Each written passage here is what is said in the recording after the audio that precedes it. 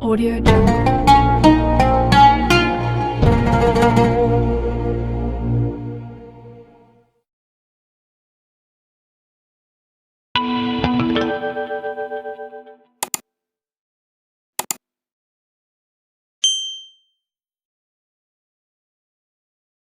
Assalamualaikum ya akhi ya ukhti.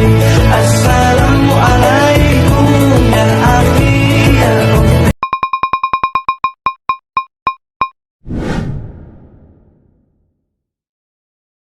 Sedekah ya sedekah, biar hartamu berkah.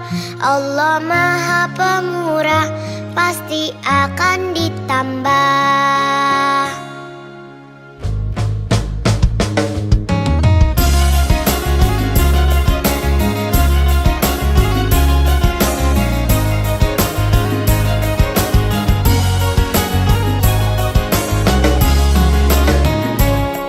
Allah Maha Kaya, Allah Maha segalanya.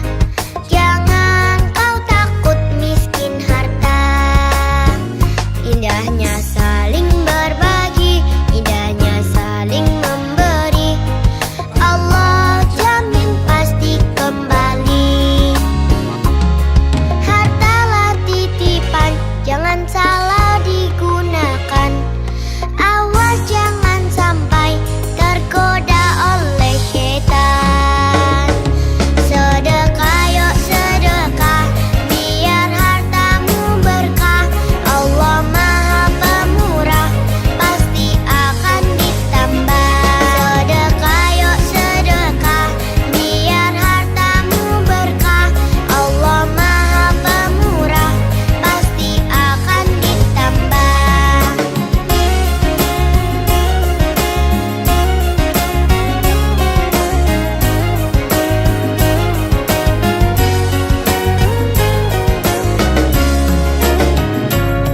Hartalah titipan, jangan salah digunakan.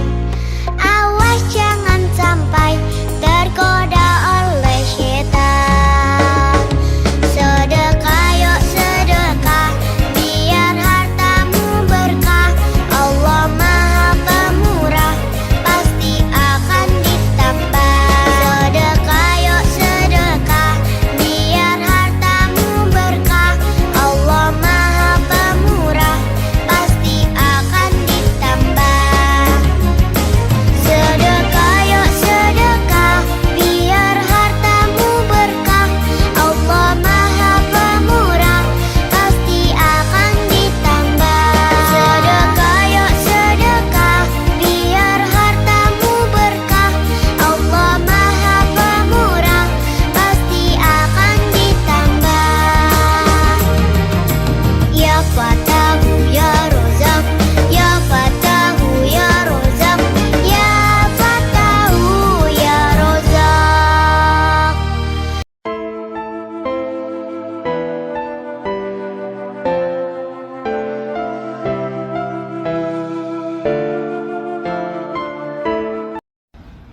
Allahu Akbar, Allahu Akbar.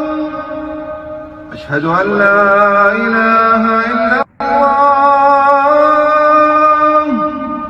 Ashhadu anna Muhammadan Rasulullah. Hayya 'alas salati, hayya 'alal falah. قد قامت الصلاة قد قامت الصلاة. الله أكبر الله أكبر. لا إله إلا الله. Ayo sholat, lelaki muslim pasti sholat Jumat. Ayo sholat, lelaki muslim pasti sholat Jumat. Sohibul Hajat, Jumat Berkah, 1 November tahun 2024.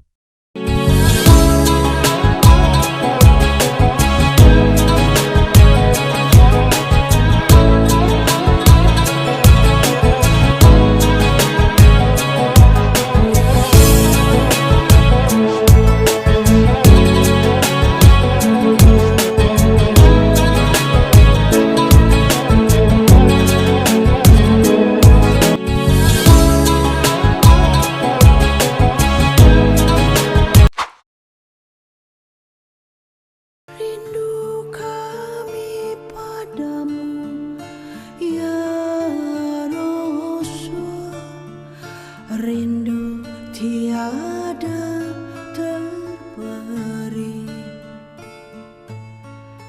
Berapa jarak darimu ya Rasul, serasa di kau di sini. Cinta ikhlasmu pada manusia bagai cahaya surga. Dapatkah kami membalas cintamu secara bersahaja?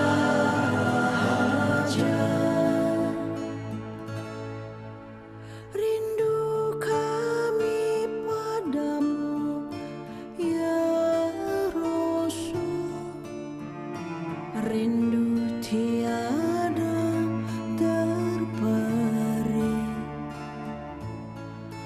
Berapa jarak darimu ya Rasul, serasa di kau di sini.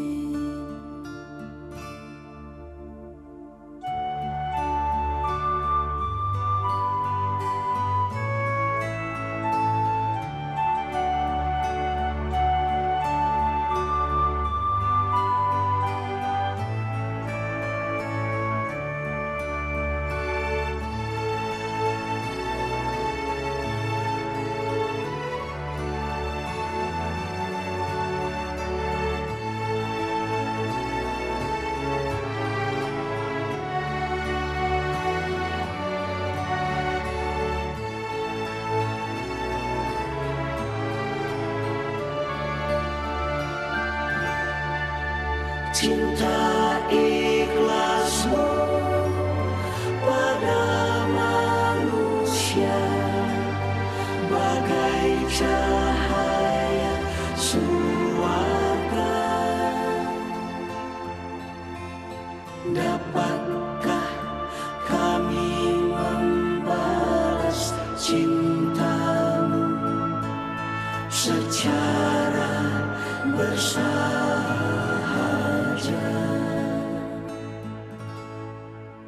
Rindu kami padamu ya Rasul, rindu tiada terberi. Berapa jarak darimu ya Rasul, serasa di kau di sini.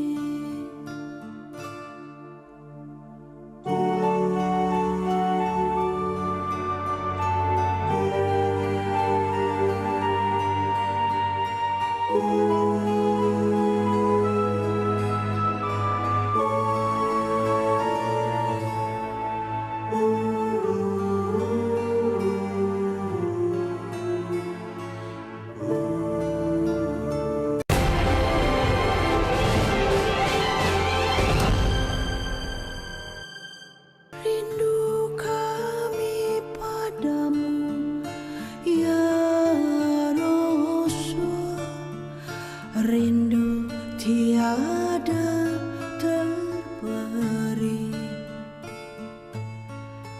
Berapa jarak darimu ya Rasul, serasa di kau di sini.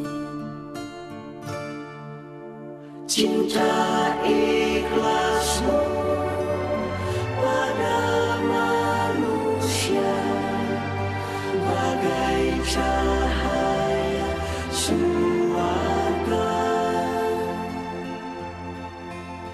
Dapatkah kami membalas cintamu secara bersahaja?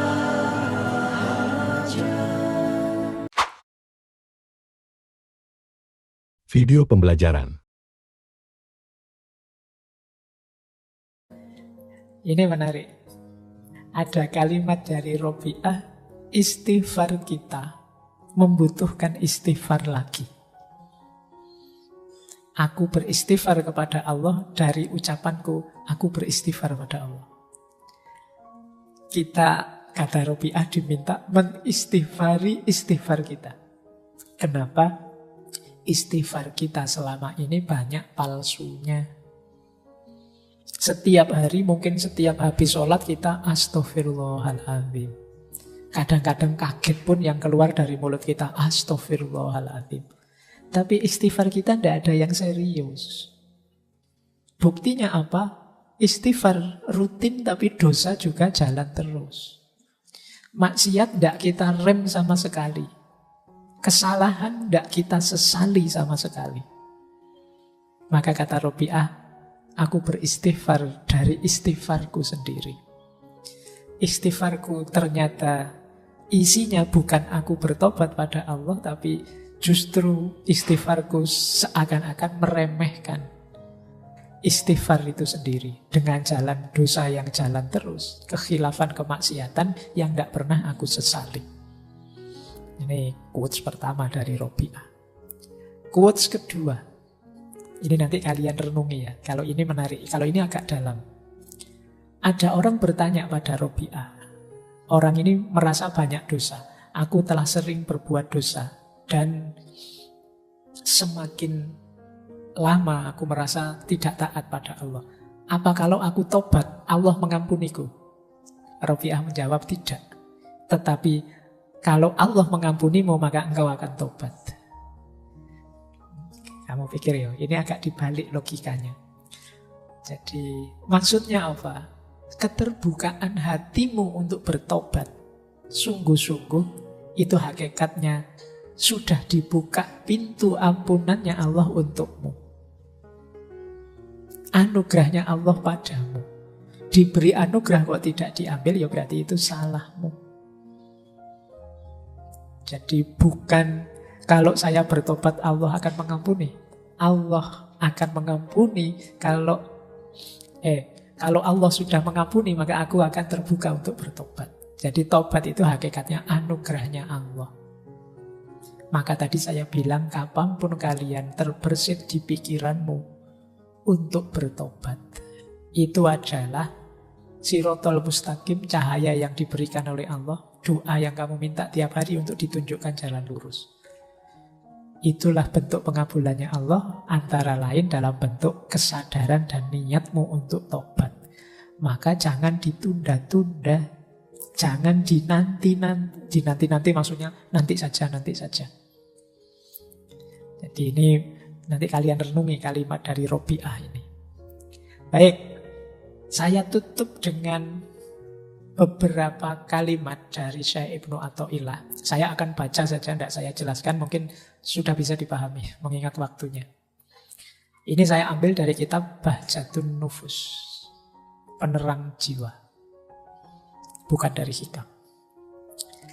Jadi ini kalian dengarkan ya. Perbuatan maksiat itu ibarat api, sementara kegelapan ibarat asapnya. Laksana orang yang menyalakan perapian di rumah selama 70 tahun, bukankah rumah tersebut akan menjadi gelap dan hitam? Demikian pula dengan kolbu. Ia akan menjadi gelap karena tumpuan maksiat. Ia baru menjadi bersih dengan tobat kepada Allah. Kehinaan, kegelapan, dan hijab terkait erat dengan maksiat. Jika engkau bertobat pada Allah, bekas-bekas dosa itu pun menjadi sirna. Saya lanjutkan lagi. Janganlah engkau berputus asa terhadap rahmat Allah dengan berkata, sudah berapa kali aku bertobat dan insaf. Terus kumat lagi, terus tobat lagi. Maksudnya begitu. Jangan putus asa, sebab orang yang sakit sewajarnya akan terus minum obat, mengharapkan tetap hidup dan menginginkan sehat selama ruh di kandung badan. tanpa pernah merasa putus asa. Jadi penyakitnya manusia yang namanya khotok wan nisyan itu mungkin setara dengan diabetes atau darah tinggi atau kolesterol. Penyakit-penyakit yang membuat orang butuh obat terus. Obatnya namanya tobat. Jadi tidak apa-apa, tidak usah putus asa. Pak, saya sudah dosa, tak ulang lagi. Tobat lagi, tak ulang lagi. Ya kayak orang minum obat, tidak apa-apa. Jangan putus asa. Teruslah bertobat. Yang ketiga, ketika seseorang hamba bertobat, maka rumahnya di surga merasa gembira. Demikian juga langit dan bumi, Nabi, juga Allah sendiri. Jadi ketika kita tobat, alam semesta sebenarnya bergembira merayakan tobat kita. Rasulullah bersabda, sungguh Allah jauh lebih bahagia karena tobat seorang hamba dibandingkan orang yang mengendarai untanya di padang pasir, tiba-tiba untanya tersesat dan menghilang darinya. Padahal di atas unta tersebut terhadap makanan dan minuman kepunyaannya. Akhirnya ia putus asa dan mendatangi sebuah pohon untuk merebahkan diri di bawah naungannya. Ia benar-benar putus asa dengan untanya. Ketika ia dalam keadaan demikian, tiba-tiba unta itu berada di hadapannya. Ia pun segera meraih tali kekangnya, dan karena amat gembiranya sampai-sampai ia berkata, "Ya Allah, engkau hambaku dan aku Tuhanmu." Ia salah ucap karena luapan kegembiraannya. Ini hadis riwayatnya Muslim. Jadi gembiranya Allah ketika kita tobat itu digambarkan oleh Rasulullah di hadis ini seperti orang yang melakukan perjalanan naik unta. Tiba-tiba untanya hilang, dicari kemana-mana, tidak ketemu, dia sampai putus asa. Saking capeknya mencari, dia tertidur di bawah pohon. Begitu bangun, tiba-tiba untanya sudah ada di depannya. Situasi seperti ini kan membuat orang gembira luar biasa. Sudah putus asa di tengah padang pasir, tidak tahu mau kemana, tiba-tiba datang untanya. Kegembiraan semacam ini itu sebagaimana gembiranya Allah kalau kita tobat. Yang saking excitednya kalau di hadis itu orang ini sampai kebalik-balik bilangnya, "Ya Allah, engkau hambaku, aku Tuhanmu." Kebalik harusnya, engkau Tuhanku, aku hambamu. Ini makanya kalau kalian ingin menggembirakan Allah, menggembirakan Rasulnya, menggembirakan alam semesta, bertobatlah. Baik, masih dari Bahjatun Nufus terakhir, jika engkau ditanya, siapakah orang mukmin itu? Jawablah bahwa orang mukmin adalah orang yang bisa melihat aib dirinya lalu berusaha mengobatinya, serta tidak sibuk menuduh orang lain memiliki aib. Jika engkau ditanya siapakah orang yang hina, katakan bahwa orang yang hina adalah yang menuduh orang lain bersalah serta merasa dirinya benar. Rasulullah bersabda, berbahagialah orang yang sibuk dengan aibnya sendiri sehingga lupa dengan aibnya. Video pembelajaran. Di abad 21-20 ini ada Ibu Florence Ritter, ilmuwan yang menemukan cara mendeteksi watak dengan cepat. Sebetulnya Bu, kalau mau tahu watak sesungguhnya Ibu, itu harus pakai alat. Namanya apa? Alat foto aura. Lihat sini. Nah ini akuratnya 90%. Cuma di Indonesia jarang foto aura. Di tempat kami aja ada di klinik Sunter, cuma satu alatnya. Ya, jadi kalau difoto Ibu next, kira-kira fotonya kayak gini. Samping-sampingnya Ibu tuh cahayanya berwarna. Itu sesuai watak masing-masing. Ya, cuman karena saya nggak bawa, karena nggak boleh bawa masih ada di klinik. Jadi nanti kita mau tes watak dengan cara cepat. Ya, ada lagi Bu Isa kalau nggak pakai foto aura pakai apa ya? Pakai lembar form pertanyaan. Biasanya teman-teman psikolog, ada psikolog di sini. Nah, psikolog akan pakai teknik ini. Cuma lama Bu, bisa 3 jam. Nanti selesai acara nggak selesai. Ya. Ada lagi nggak boleh saya lebih cepat? Ada. Tapi akuratnya 80%. Tetap tinggi. Cuma nanti kalau Ibu saya kasih tahu, terus Ibu merasa kok bukan itu ya watak aku, bukan salah wataknya Ibu ya. Ya, bukan salah wataknya, cuma teknik ini memang akuratnya 80%. Gimana Bu Aisyah? Sudah siap dites wataknya? Ayo, baik. Dengarkan. Seandainya panitia tadi kan ada kasih tadi ya, Masya Allah. Seandainya panitia juga minta kita main teater di depan ini, teater, tahu? Drama. Ibu mau pilih sebagai apa? Tolong pilih, ada 4 pilihan. Pilih langsung, nggak usah tanya tetangga, nggak usah tanya teman ya. Ya. Apakah ibu mau jadi sutradara? Apakah ibu mau jadi penonton? Jadi jangan cuma main.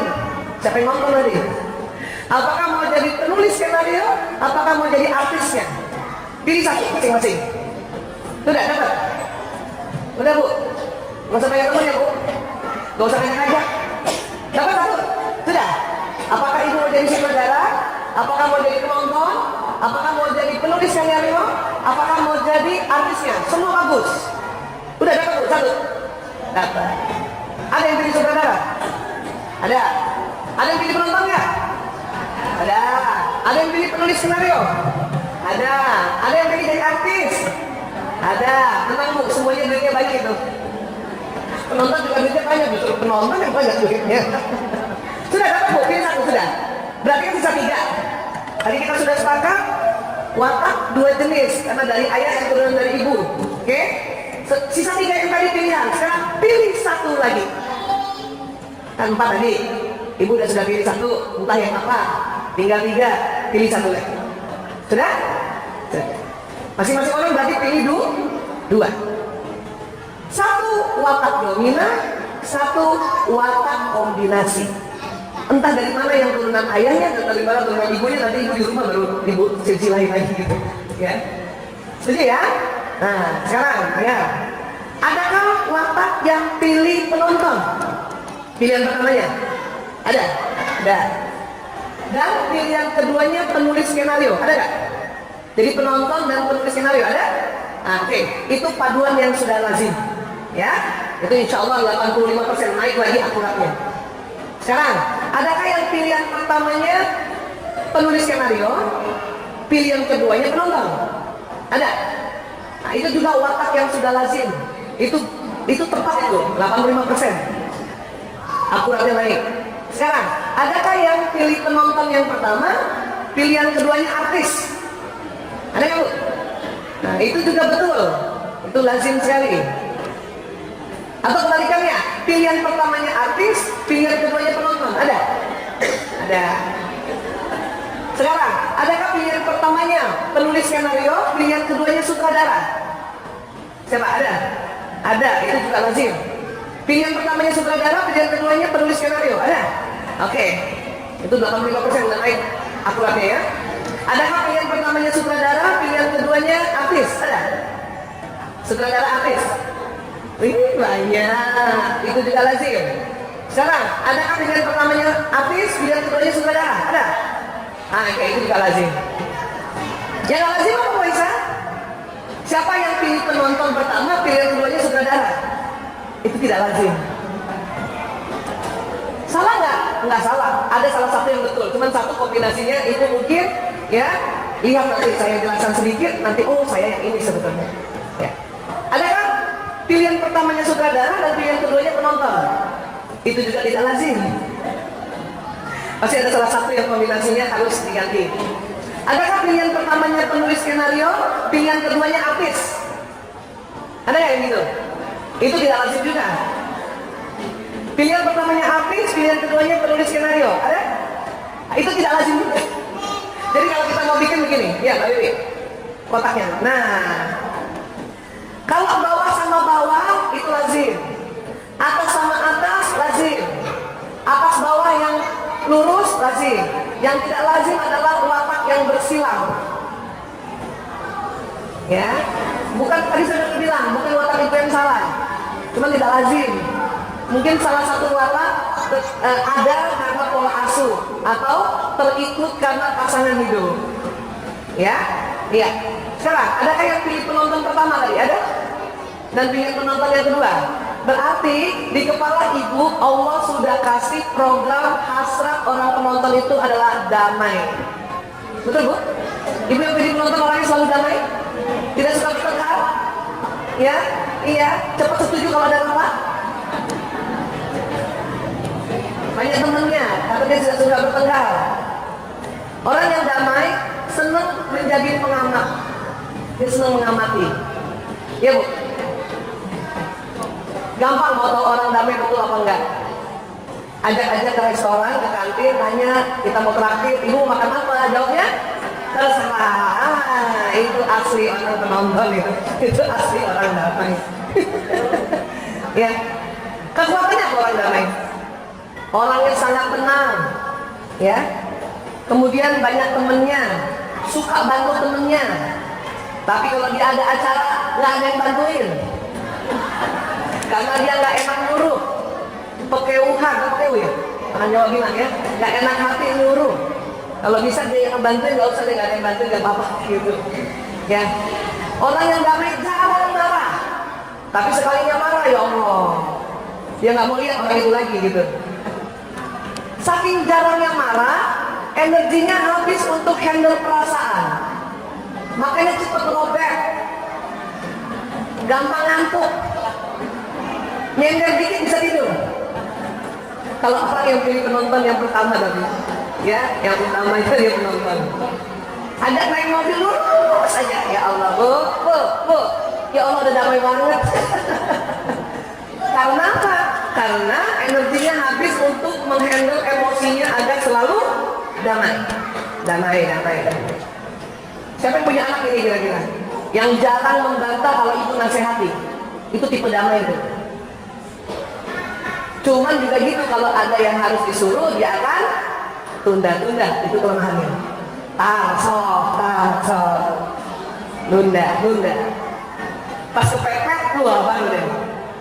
Makanya tipe penonton ini ada buku bagus dibaca, Bu. The Power of the Pepet. Saya tipe damai soalnya. Makanya tadi lama di jalan itu aku istirahat juga. Saking sakit kepala sebetulnya. Ya, nah, ya itu tipe damai ya. Kombinasinya bisa ke penulis skenario, bisa ke artis. Ada Bu, gitu Bu. Yang penulis skenario, gimana sifat itu Bu Aisyah? Yang memilih penulis skenario, berarti di otaknya sudah hasrat sempurna, selalu ingin melakukan apa-apa dengan benar. Betul Bu? Takut salah. Siapa yang pilih penulis skenario tadi? Selalu melakukan ingin sesuatu yang rapi, benar, tepat, takut salah. Kenapa? Karena hasratnya selalu sempurna. Ciri khasnya pemikir. Kenapa? Apa-apa dia selalu pikirkan. Ya. Tipe penulis skenario, ini siapa yang pilih penulis skenario ini? Ini udah benar belum nih? Kalau yang penulis skenario pilihannya benar tepat, memang dari aslinya begitu, itu gampang mendeteksinya. Maaf, pencet pasta gigi atau pencet odol selalu dari bawah. Betul? Karena selalu mau rapi. Bahkan kadang sudah habis pun dia lipat itu odolnya. Ada yang ekstrim, sudah dilipat, dibuka, digunting, ambil dalamnya odol. Ya ini waktu mahasiswa ya. Duit kiriman belum datang ya. Sabun cair, habis sabunnya botolnya nggak dibuang, kasih air dipecah-pecah. Nah itu, tipe itu tuh. Sabun batang kecil aja nggak dibuang Bu, dia apain? Ditempel sama sabun berikutnya. Kenapa? Karena selalu mau melakukan dengan sempurna. Jadi habis sampai sempurna. Ya Bu? Iya. Apa kehebatan orang pemikir, penulis skenario? Banyak apa? Melakukan pekerjaan selalu detil, selalu rapi detil. Kalau belum selesai pekerjaan ini, dia nggak mau pindah ke pekerjaan berikutnya, betul Bu? Dan selalu mau melihatnya detil. Kalau ada acara, misalnya ini pakai meja doang, nggak ada taplaknya, sakit kepala tuh. Pasti dia akan suruh pakai taplak. Watak lain, nggak usah, yang penting ada mejanya. Gitu. Coba Bu, itu yang penulis skenario. Kelemahannya apa? Karena selalu mau sempurna, sering mengambil keputusan agak lama, betul? Ya. Kenapa? Penuh pertimbangan. timbang karena mau rapi semuanya, ya. Itu kelemahannya. Tapi nggak apa-apa, belajar untuk tahu diri. Oh ya begini. Nanti penulis skenario kombinasinya ke penonton, atau bisa ke atas. Sekarang kita belajar. Yang sutradara, yang memiliki watak sutradara pertama maupun kedua, itu di dalam otaknya Allah sudah kasih hasrat mengatur. Jadi orang yang pilih sutradara adalah orang yang memang punya watak kepemimpinan dari lahir, pandai mengatur, semuanya diatur, tapi selalu mau cepat, mau buru-buru. Makanya kalau yang diatur nggak mau ikut aturannya, dia kesel, dia marah. Yang seorang ibu watak sutradara punya anak watak penonton, gimana kira-kira Bu? Cakep, gemes nih ampun ya. Apa kekuatan sutradara? Pandai mengatur. Dia bisa mengerjakan lebih dari satu pekerjaan, apalagi perempuan. Bisa punya perusahaan, punya entrepreneur tuh orang watak sutradara. Suruh bisnis. Kelemahannya apa? Ya, mau buru-buru. Kalau nggak banyak taklim, jadi bosi. Itu. Kalau dia kombinasinya dengan penulis skenario, oh berarti dia wataknya senang mengatur dan mau yang sempurna. Dia punya orientasi target. Kalau ke sampingnya Bu Aisyah, ada tadi yang pilih artis. Nah, yang pilih artis di otaknya itu Allah sudah kasih hasrat gembira. Walaupun sedang sedih dimarahin suami di rumah, sampai ke tempat majelis taklim sudah bisa ketawa. Ini bisa gitu. Ciri khasnya memang dia pembicara. Ya, artinya apa? Kalau nanti di kumpulan dia selalu bawa berita itu. Dan kalau cerita seru banget, sampai yang dengar tuh sakit tertarik. Kadang kalau memberikan informasi, ya, ada bakso enak banget ngomong gitu. Yang dengar tuh sampai ngiler banget. Itu bakso beratnya ya Allah, urat semua. Ada yang gitu. Terus temennya tanya, kamu udah coba? Belum. Kok tahu enak? Temen aku yang coba katanya enak. Itu begitu. Dan asik kalau dia cerita. Kalau anak-anak yang tipe begini Bu, itu senang cerita satu dan gembira, ya. Makanya berbinar-binar dan senang memuji, gitu. Orangnya spontan, banyak ide. Cuma kelemahannya apa? Tidak bisa mengerjakan sesuatu yang terlalu kecil-kecil, yang detail nggak bisa. Itu keterampilan orang yang pemikir atau yang di bawah. Yang artis tidak bisa begitu. Setiap dia mau melakukan sesuatu lagi sampai kecil-kecil, ada ide baru lagi. Jadi bikin lagi yang baru. Ada lagi ide baru. Karena seperti itu makanya sering nggak rampung dia punya kerjaan. Tapi kekuatannya idenya banyak. Kelemahannya apa lagi? Terkesan berantakan. Anak saya yang pertama tipe artis Bu.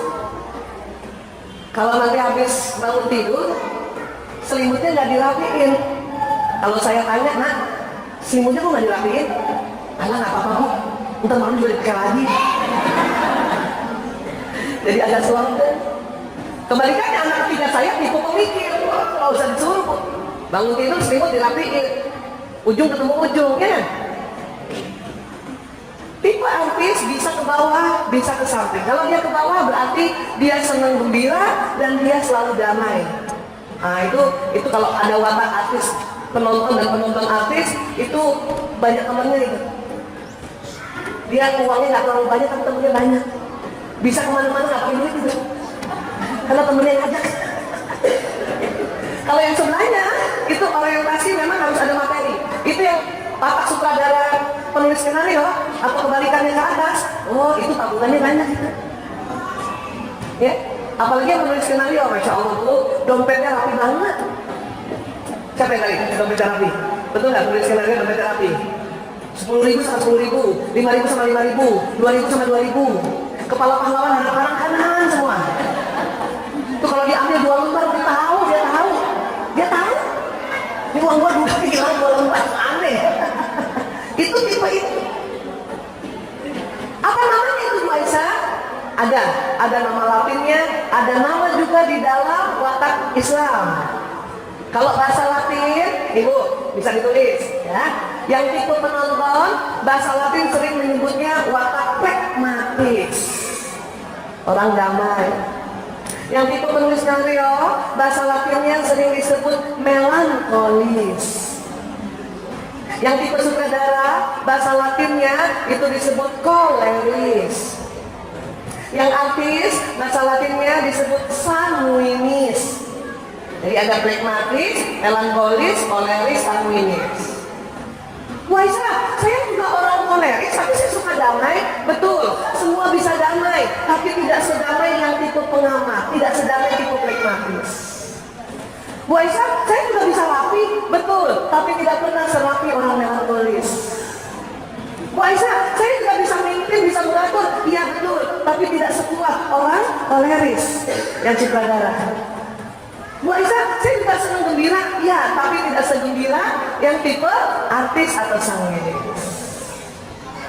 Di dalam Islam ada, namanya ini ada. Tipe pragmatis itulah yang disebut tipe Abu Bakar As-Siddiq radhiyallahu anhu. Karena watak ini di dalam Islam ya itu termanifest di 4 khulafaur rasyidin. Tipe melankolis yang sempurna itu tipe Utsman bin Affan. Makanya Utsman bin Affan itu yang ngatur mushaf Quran karena dia bisa detail. Utsman bin Affan itu pemalu, selalu mau di belakang layar. Makanya yang penulis skenario tadi pasti senangnya di belakang layar, ngurus-ngurus belakang layar. Suruh maju, keringetin. Tipe sutradara kira-kira tipe siapa sahabat Nabi? Umar bin Khattab. Umar tegas, karena tipe koleris tegas, pandai mengatur. Ya, Ali bin Abu Thalib adalah tipe sanguinis. Cuman karena kita sudah turunan ayah ibu, maka di watak dasar kita ada 2.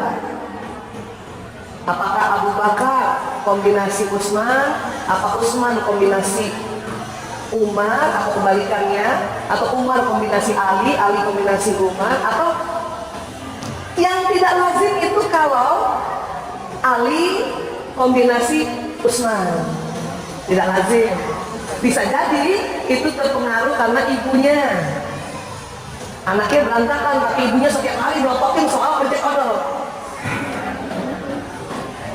Dia pencet odol dari bawah. Kalau tipe Ali, tipe sanguinis, hari ini pencet odol dari bawah, sore udah tengah lagi. Tapi ibunya ribut terus, dari bawah, dari bawah, dari bawah, dari bawah. Ya, bisa paham ya Bu?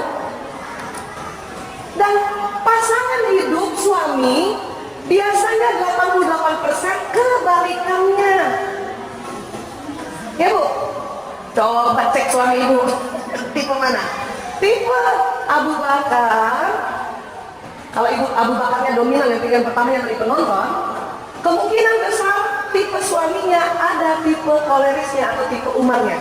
Ya Bu, mana istri-istri tipe penonton mana? Ya ada. Iya Bu, suami agak keras, agak tegas, ya sudah Bu, udah benar itu. Gak usah diganti, gak usah diganti.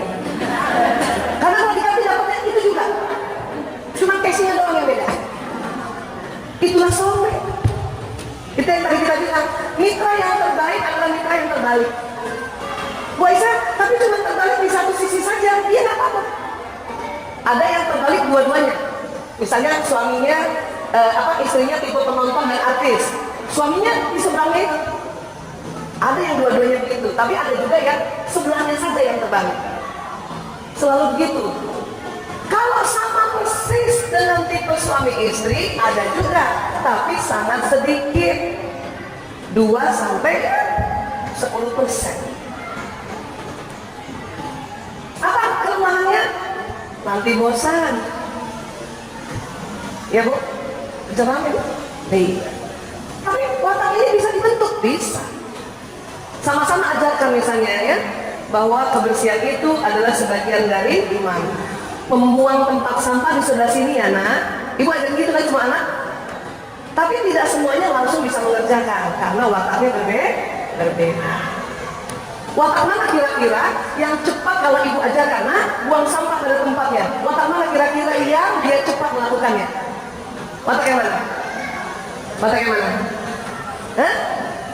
yang cepat. Nah, kalau ada ya dua orang di bawah ini, flegmatis dan melankolis, dia cepat. Anak sanguinis kalau disuruh buang sampah pada tempatnya, kira-kira gimana Bu? Hah? Agak lama, atau karena dia senang gembira, maka cara buang sampahnya dia buat main-main. Pas begini meleset, udah dia. Yang penting dia berusaha. Sekarang, kalau kita bilang, tabassumuka fi wajhi akhika shadaqah, senyum itu sedekah. Nah, setiap ketemu orang senyum ya, kira-kira watak mana yang cepat memberikan senyum? Sanguinis. Karena belum apa-apanya udah senyum. Watak mana yang susah tersenyum? Ayo. Koleris kombinasi apa? Melankolis, pemikir. Mau senyum sama orang mikir dulu. Senyum nggak ya? Senyum nggak ya? Karena dia selalu hati-hati. Bu, orang melankolis mana nih? Sedikit lagi kita bertanya ini ya. Mana yang perlu skenario? Bagaimana cara mengambil baju yang tumpukan di bawah? Angkat dulu, tarik. Rapi kan? Artis, sanguinis, bagaimana cari baju dari tengah? Berantakan? Gak apa-apa, tutup aja lemarinya. Siapa yang mau lihat? Habis pakai handuk mandi, tipe melankolis kira-kira handuknya taruh mana? Taruh jemuran. Rapi nggak? Rapi, ujung ketemu ujung. Anak sanguinis kira-kira, anak sanguinis koleris. Habis pakai handuk taruh mana? Empal. Boleh nggak diajarin ke warna? Kalau di sini ya, ajarin. Cuman dia nggak bakal serapi yang tipe melankolis. Dia taruh aja di besi itu, tidak diatur ujung ketemu ujung, udah syukur. Bagus. Berarti dia sudah kemajuan. Lipat selimut kira-kira gimana tipe artis tuh? Maunya nggak lipat, tapi dia sudah untel-untel, itu sudah kemajuan, udah good. Nggak bisa disuruh serapi orang melankolis. Kenapa? Nanti kekuatan kreativitasnya hilang. Ya, coba otak warna-warni. Jadi sepakat dulu, watak dasar ada di lobus parietal. Ibu kasih nasihat, ibu ajarkan peraturan, nanti masuk di otak yang merah. Sehingga watak ini bisa dibentuk. Hanya apabila ibu ajarkan anak-anak sebuah peraturan atau nasihat, kemudian ada anak yang cepat melakukan, ada anak yang agak lama, atau ada anak yang caranya juga, itu karena wataknya, bukan karena dia membangkang. Bisa paham ya Bu? Terus saja kasih arahan. Insya Allah nanti dia melakukan, cuman nggak ada yang bisa sama, ya. Kalau misalnya, ayo anak-anak main di panggung, watak mana yang cepat senang ke panggung? Yang atas, artis dan sutradara. Anak yang melankolis, apalagi penonton sama pemikir tadi, pemikir pemahaman itu, ibu suruh maju ke depan, dia ngomong di belakang ibu, nggak boleh dimarahin dan tidak boleh bilang ini nggak pede, bukan begitu. Anak itu pedenya adalah selalu di belakang panggung. Bikin apa? Bikin cerita, menulis novel. Makanya penulis skenario film nggak pernah ngetop, tapi filmnya yang ngetop, artisnya yang ngetop, ya kan? Jadi percaya diri bukan karena dia berani maju di panggung. Bisa kan ya Bu? Iya, Masya Allah. Alangkah indah orang bersedekah, dekat dengan Allah, dekat dengan surga. Takkan berkurang harta yang sedekah, akan bertambah, akan bertambah. Allah Maha Kaya yang Maha Pemurah, yang akan mengganti dan membalasnya. Allah Maha Kuasa yang Maha Perkasa, semoga akan membalas surga. Oh indahnya saling berbagi, saling memberi, karena Allah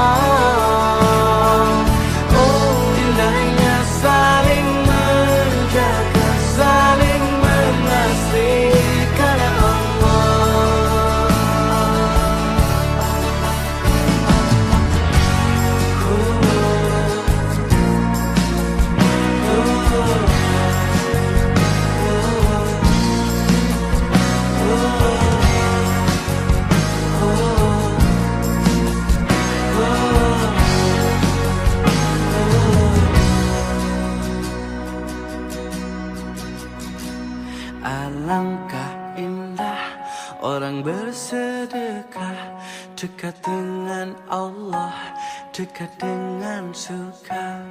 Takkan berkurang harta yang sedekah, akan bertambah, akan bertambah.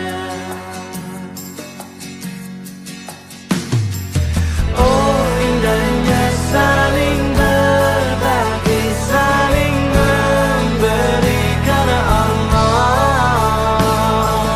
Oh indahnya saling menjaga, saling mengasihi karena Allah. Allah Maha Kaya yang Maha Pemurah, yang akan mengganti dan membalasnya. Allah Maha Kuasa. كل هذه الأرض ما تكفي مساحة لو نعيش بلا سماها وانت عايزنا بحب لو تضيق الأرض نسكن كالكل.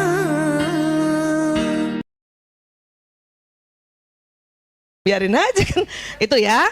Makanya laki-laki kenapa kita harus multitasking. Dia kalau udah duduk di kursinya udah nggak bisa ngapa-ngapain, Bu.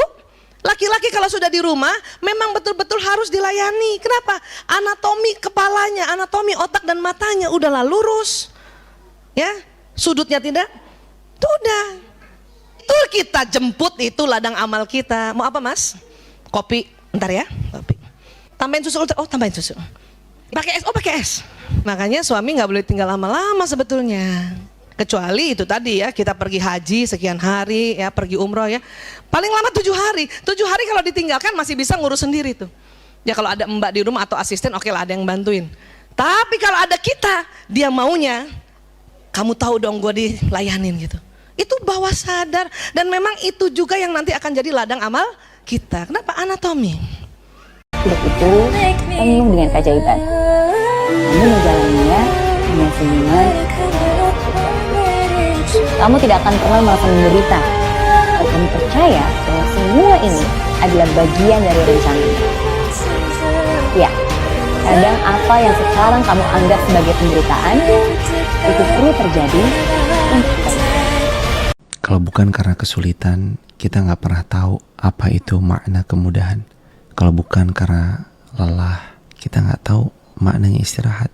Kalau bukan karena lapar, kita nggak pernah tahu apa artinya kenyang. Dan kalau bukan karena kesedihan, kekecewaan, kita nggak pernah tahu apa rasanya bahagia. Bahagialah kalau kita hari ini pernah lapar, karena suatu hari nanti kita pasti kenyang. Bahagialah kalau kita pernah merasakan sakit, suatu hari nanti kita pasti sembuh. Dan berbahagialah kalau hari ini kita sedang terluka, kecewa, karena suatu hari nanti kita pasti akan bahagia.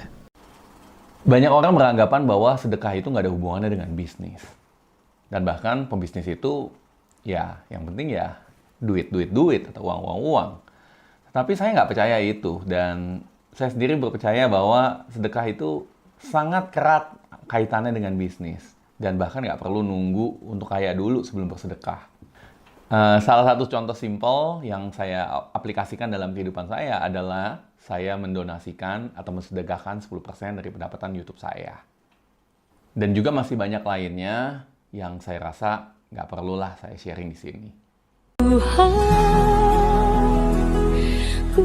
Katakan dalam sebuah hadits, bersegeralah bersedekah sebab bala bencana tidak pernah bisa mendahului sedekah. Belilah semua kesulitanmu dengan sedekah, obati penyakitmu dengan sedekah. Sedekah itu adalah sesuatu yang ajaib.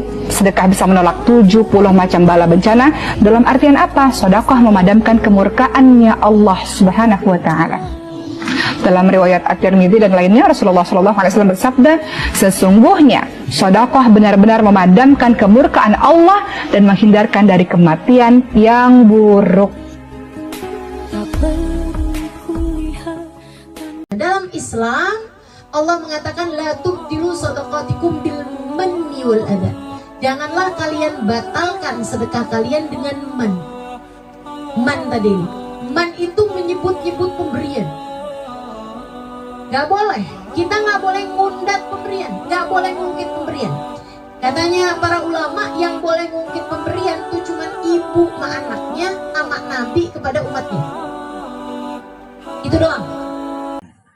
Ternyata kata Rasulullah Shallallahu Alaihi Wasallam, yang paling penting apa? Inna li rabbika alaika haqqan. Nyambut gawe sregepo ya sregepo. Tapi ojo sampai lali hakmu karo Gusti Allah. Inna li rabbika alaika haqqan. Kamu boleh kerja keras rajin-rajinnya, tapi jangan sampai lupa hakmu kepada Allah, agar tidak menjadi orang yang rakus akan dunia. Bagus mana istighfar atau sholawat? Nah, dengerin jawaban Ibnu Qayyim. Ketika beliau ditanya, wahai imam, bagus mana istighfar atau zikir yang lain? Ibnu Qayyim bilang, lihat dirimu sendiri. Kalau kamu merasa tubuhmu kotor, maka sabun lebih penting dibanding minyak wangi. Kalau kamu lihat sudah bersih, maka minyak wangi lebih penting dibanding sabun. Paham maksudnya? Kalau kerasa dosane akeh, harus lebih mengutamakan istighfar. Kalau merasa sudah mulai baik, ada peningkatan, boleh diganti dengan zikir yang lain tanpa meninggalkan istighfar secara total. Ketika Tuhan sudah turun tangan, mukjizat pun terjadi. Ada satu hari tiba-tiba di 2011 itu aku dapet tawaran iklan gitu yang cukup besar fee-nya. Besok adegannya tuh harus kayak lari-larian gitu loh. Yang itu sebenarnya aku nggak bisa karena aku kan karena lu autoimun gitu misalnya sakit ya. gitu. Aku sholat tahajud terus aku minta sama Allah, aku cuma bilang gini dong, ya Allah aku tuh butuh uang ini besok. Mungkin gak sih Allah, aku tuh nggak punya uang untuk berobat terus kayak gini, terapinya uang aku udah habis. Mungkin gak sih kalau aku sekali aja nggak pincang sehari, bangun subuh aku nggak sakit ya, nggak ngilu, berdiri aku lihat kaki aku gak bengkak, nggak tahu, sumpah aku nggak tahu gimana caranya nggak bengkak. Itu jarak cuma berapa jam, aku nangis banget kayak aku harus gimana ya untuk ngebales ini gitu loh Kak. Aku banyak banget dosa juga sebenarnya aku mikirnya gitu, tapi kok masih dikasih nyata gitu loh sama Allah gitu. Padahal lu cuma minta 1 hari aja. Iya, cuma minta 1 hari, dikasihnya sampai hari ini. Tuhan baik banget. Ketika seseorang melukaimu, janganlah bersedih, karena Tuhan selalu menitipkan penyembuh buatmu. Kadang Tuhan mengizinkan kamu untuk bertemu dengan orang yang salah, agar kamu bisa menghargai orang yang tepat yang akan datang nantinya. Jika dia mencintai kamu, dia akan bersabar akan kekuranganmu. Jika dia sungguh mencintaimu, dia juga akan bisa menghargaimu. Mengumpulkan pengalaman. Siapa di sini yang saat kerja dikit-dikit ngeluh? Kerjaan banyak lah, capek lah, gajinya kecil lah. Banyak banget nih anak muda yang maunya kerja gampang tapi gajinya paling banyak. Padahal selagi muda, masih punya banyak tenaga, masih punya banyak kesempatan. Gak ada salahnya juga kamu bekerja di tempat yang bisa mengupgrade kapasitas diri kamu. Ingat, learn before earn. Kamu harus belajar dulu baru bisa menghasilkan lebih banyak lagi. Untuk bisa mendapatkan pembelajaran yang lebih banyak lagi, kamu harus banyak mencoba. Kamu harus mau berusaha, kamu harus mau bekerja keras. Karena pembelajaran inilah yang nantinya akan menjadi fondasi kamu, juga bekal kamu untuk meraih kesuksesan di masa depan. Keutamaan dari sodakoh adalah pahala akan terus mengalir. Apa harta kita yang sesungguhnya? Yang kita pakai akan usang, yang kita makan jadi kotoran. Hartamu yang sesungguhnya adalah yang engkau sodakohkan di jalan Allah Subhanahu wa Ta'ala.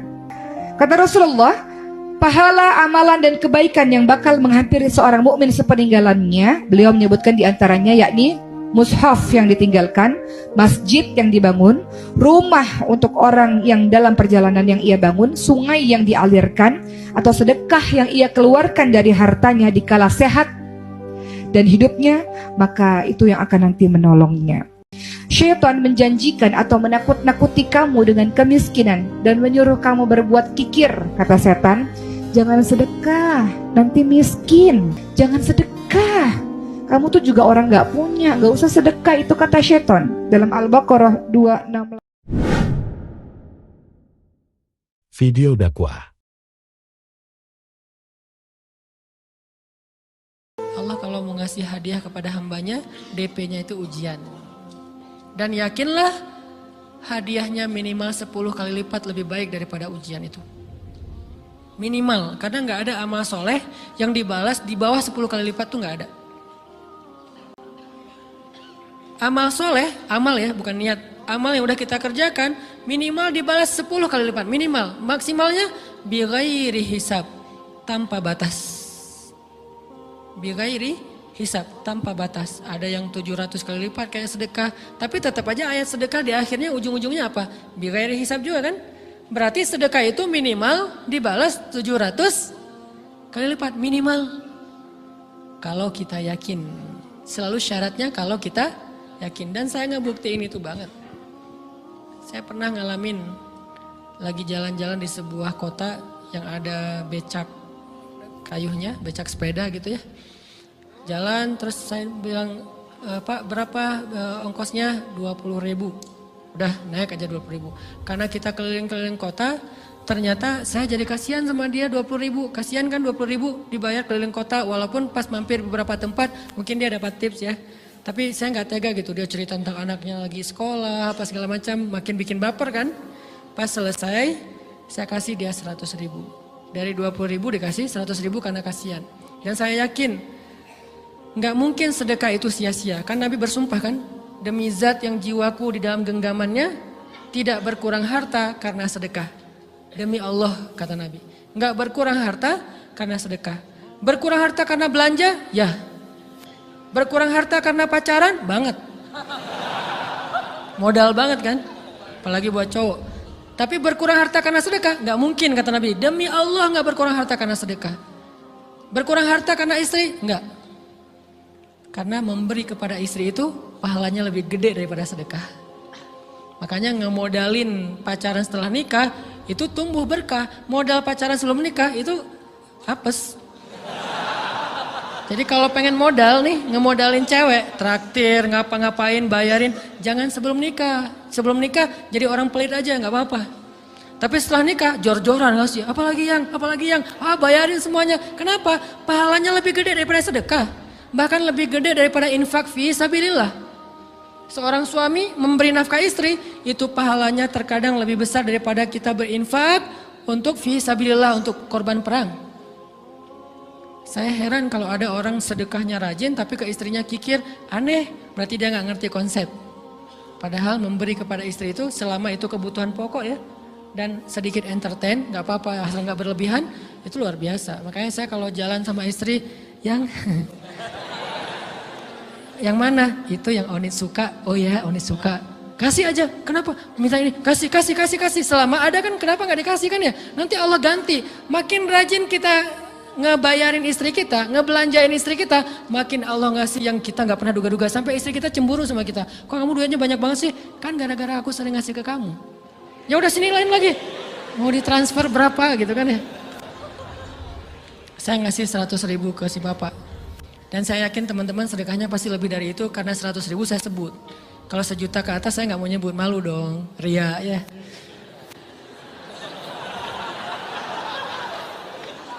Sebenarnya nggak pernah sih. 100.000 deh, karena kan kecil, saya kasih 100.000. Ternyata begitu saya kasih 100.000, dia doa. Nah ini nih pentingnya sedekah ke orang yang membutuhkan tapi nggak minta-minta, dia tulus. Dia langsung doa, ya Allah Pak mudah-mudahan rezekinya lancar, berkah, bertambah dan segala macam, bahagia keluarganya. Doa-doa ini semuanya dikabulkan dalam hitungan hari. Pertama, bertambah bahagia rumah tangganya, dapat kecupan dari istri. Dia nganggap suami saya cowok banget sih, enggak ya satu nih. 2, demi Allah, selang 15 jam enggak kalau nggak salah, karena waktu itu malam, besok paginya ada orang yang ngejar-ngejar saya pengen ngasih hadiah. Ustadz, saya pengen ketemu Ustadz. Maaf, saya nggak bisa ketemu sekarang, lagi rush, lagi tight schedule, gitu-gitulah, sok-sok gaya nggak jelas gitu ya. Terus Ustadz, saya pengen banget ketemu. Dia nggak ngomong pengen ketemu apa. Kalau dia bilang mau ngasih duit kan langsung saya prioritaskan kan ya. Berhubung dia nggak ngomong, ya udahlah, saya sosok jual mahal gitu. Tapi yang namanya rezeki kan gimana kita tolak, dia datang kan. Saya nolak. Pokoknya sebentar aja 5 menit nggak akan ganggu waktu Ustadz. Ya udah besok pagi ya pas breakfast gitu. Pakai gaya-gaya dikit breakfast. Pas breakfast, oh ya siap Ustadz. Jam berapa? Jam 8. Udah janjian jam 8. Mungkin orangnya nih dengar live streaming, Pak jazakumullah khair jaza. Makasih banyak, mudah-mudahan Allah tambahkan rezekinya. Terus beliau besok mau flight ke luar kota jam 8. Akhirnya ngubungin lagi malamnya, Pak Ustadz maaf gak bisa ketemu besok. Karena saya jam 8 itu jadwal terbang. Oh ya udah nggak apa-apa. Seneng dong saya nggak jadi ketemu kan. Tahu gitu kan nyesel saya tuh. Seneng. Besok pagi jam 6 Pak Ustadz. Alhamdulillah ternyata penerbangan saya di-delay ke jam 11. Allah delay penerbangannya demi ngasih rezeki buat saya. Kan luar biasa kan? Nah, ini hikmah kepedean saya, kegeeran kepada Allah gitu. Di-delay demi saya. Kan kadang-kadang GR ya di depan Allah ya. Robbi akraman kan gitu ayatnya. Allah memuliakan saya dengan istighfar tetap. Akhirnya saya bisa ketemu Ustaz. Saya nggak baca WA-nya. Terlambat baca, baru baca jam 8. Dia udah mulai agak putus asa. Kayaknya udah gak mungkin ketemu nih. Jam 8 pas saya baca, ternyata orangnya nggak di delay. Ya udah saya balas. Ya udah sekarang saya tunggu ya jam 9. Maaf cuma sebentar. Nggak apa-apa Ustaz 5 menit. Datang dia. Datang ngasih apa coba? Ngasih duit 200 juta. Demi Allah. Cuman berselang beberapa jam, saya tolak-tolak. Tahu gitu Pak, datang malam ini aja.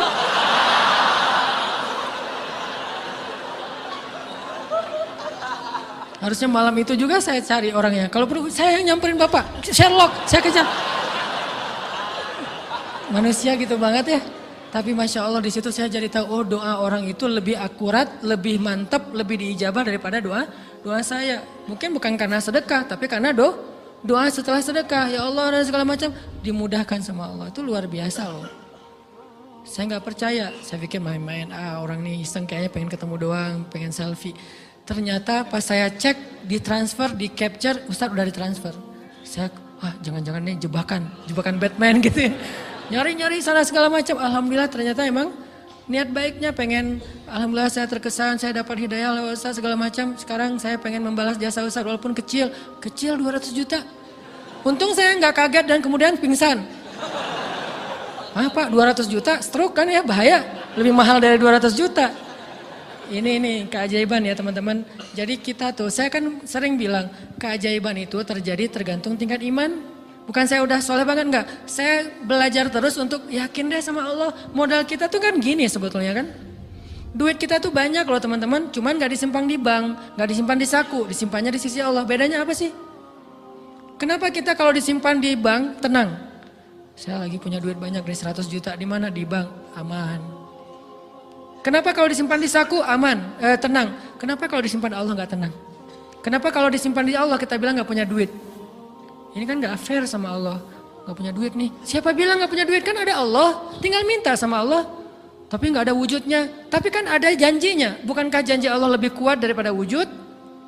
Bukankah iman harusnya lebih mantap daripada sesuatu yang konkret yang kita lihat? Ada duitnya di sisi Allah. Kenapa gak dikasih? Karena kita belum butuh. Kalau kita yakin duit kita itu ada di Allah. Tapi dikasihnya pas kita butuh. Begitu butuh ya Allah langsung dikasih sama Allah. Itu banget benar-benar terjadi dalam kehidupan kita. Pasti kayak gitu. Tingkat tergantung kita yakin apa. Video dakwah. Dieling-eling ya, kalau baleni malah ini pentingnya ngaji ya. Jadi ojo geman iktimat mbek barang sing ora wujud. Demokrasi itu tidak wujud. Hak asasi manusia ya tidak. Ini tidak bisa Anda buat pegangan supaya nak ketemu Allah Subhanahu wa taala. Mergo barangnya ora wujud. Jadi kabeh ning donya iki liyane manusa udah sering maca tasbih, sering salat ya ora ros. Kira usah takok carane, kados kowe iman nak gedang ana gizine, sego ana gizine, iki ora tau takok kan manggone endi carane piye. Jadi kabeh manuk, kabeh kewan malah maca tasbih. Sing ora jelas yo manusa niku separuh maca tasbih, separuh ora. Nak kabeh kewan maca tasbih. Kira usah takok ora. Carane piye terus bahasane piye mesti kandhani kok malah takok carane iki malah lucu. Mulane terus dadi anekdot masyhur iku maksiat tetep maksiat setan wae roh maksiat. Lah umume setan iku nek ana maksiat iku seneng kecuali sitok nyelingkuhi bojone setan. Wah nek iku setan lah ngamuk. Dadi satu-satunya maksiat yang setan pun ndak seneng iku nyelingkuhi bojone setan. Iku Allah ya ora seneng, setan ora seneng. Iku satu-satunya contoh maksiat sing setan pun ndak seneng. Lah guyonan ngoten niku penting karena itu tadi. Hukum itu kalau nuruti pandangan manusia dawuh Imam Syafi'i iku ruwet. Mergo al-qaulu qaulu sahibil ya. Angger sing nyekel sawangane sing duwe. Dadi kados koruptor sing donyane akeh, duwe alpat macam-macam itu nek ana sing nyolong sepeda montore sawangane ya salah. Padahal ini dhewe hasil colong. Nah, tapi ki bener nyolong ya keliru, nyolong kok bener. Ya wis ngono agama wis ngoten iku. Lah mulane walillahi mulkus samawati wal ardh. Hasbunallah, hasbunallah wa ni'mal wakil. Ni'mal maula, ni'mal maula wa ni'man nasir.